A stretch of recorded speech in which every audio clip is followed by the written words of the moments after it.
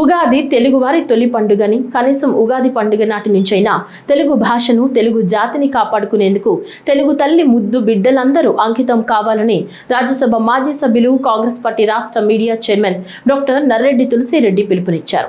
గురువారం వేంపల్లిలో కాంగ్రెస్ నాయకులు ఉగాది పండుగను ఘనంగా నిర్వహించారు. ఈ సందర్భంగా తులసిరెడ్డి ప్రపంచవ్యాప్తంగా ఉన్న తెలుగు తల్లి ముద్దు బిడ్డలందరికీ శుభాకాంక్షలు తెలియజేశారు. ఈ సందర్భంగా ఆయన మాట్లాడుతూ ఉగాది పండుగ తెలుగు వారికి తొలి పండుగని ప్రళయం అనంతరం బ్రహ్మదేవుడు ఉత్తరాయణ పుణ్యకాలంలో వసంత ఋతువు చైత్రమాసం శుక్ల పక్షమి పాడ్యమి నాడు సృష్టిని ప్రారంభించాడని నారద పురాణం చెప్తుందన్నారు. కనీసం ఉగాది నుంచైనా తెలుగు భాష తెలుగు జాతి రక్షణ కోసం తెలుగు తల్లి ముద్దు బిడ్డలందరూ అంకితం కావాలన్నారు. ఉత్తరాయణ పుణ్యకాలం వసంత ఋతువు చైత్రమాసం శుక్లపక్షమి పాడ్యమి ఈ రోజునే సృష్టిని ప్రారంభించాడని బ్రహ్మదేవుడు పురాణ ఇతిహాసాలు చెప్తున్నాయి. కనీసం ఈ రోజు నుంచైనా తెలుగు భాష పరిరక్షణ కోసం తెలుగు జాతి వైభవం కోసం తెలుగు తల్లి ముద్దు బిడ్డలందరూ పునరంకితం కావాల్సిన రోజు. ఎందుకంటే ప్రపంచంలోనే ఎక్కువ మంది మాట్లాడే భాషల్లో 7వ భాష మనది. ఆ 4-5 సంవత్సరాల వరకు 5వ భాషగా ఉండేది.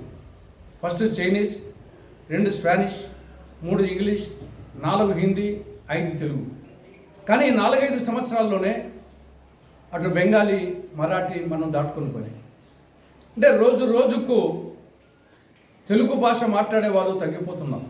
కేవలం 4-5 సంవత్సరాల్లో ప్రపంచంలోనే 5వ స్థానం నుండి 7వ స్థానానికి దిగజారు. అతి ప్రాచీనమైన భాష, దాదాపు 2500 సంవత్సరాల సుదీర్ఘ ప్రస్థానం కలిగినటువంటి భాష అది. దేశ భాషలందు తెలుగు లెస్స అనే సాహితీ సమరాంగణ సార్వభౌముడైన కృష్ణదేవరాయలచే ప్రస్తుతింపబడ్డ భాష అది. ఇటాలియన్ ఆఫ్ ద ఈస్ట్ అని ఒక విదేశీయుడైన నికోలస్ కాంటి ప్రస్తుతించాడు. ఒక విదేశీయుడైన సర్ సిపి బ్రౌన్ తెలుగు భాష నేర్చుకుని తెలుగు నిఘంటువు రచించి తెలుగు సూర్యుడిగా ప్రకాశించాడు. సుందర తెలుగు అని ఒక ప్రఖ్యాత తమిళ కవి సుబ్రహ్మణ్య భారతి ప్రస్తుతించాడు. అటువంటి తెలుగు భాష సమీప భవిష్యత్తులో మృత భాషగా మారిపోతుందని చెప్పేసి భయమేస్తాము. తెలుగు వద్దు, ఇంగ్లీషు ముద్దు. అమ్మ వద్దు, మమ్మీ ముద్దు. నాన్న వద్దు, డాడీ ముద్దు. తెలుగు వద్దు, ఇంగ్లీష్ ముద్దు. ఇంగ్లీష్లో మాట్లాడాలంటే నా పెద్ద ఘనకార్యం. తెలుగులో మాట్లాడడం నామోషిగా భావించే పరిస్థితి నాడు సమాజంలో వచ్చింది.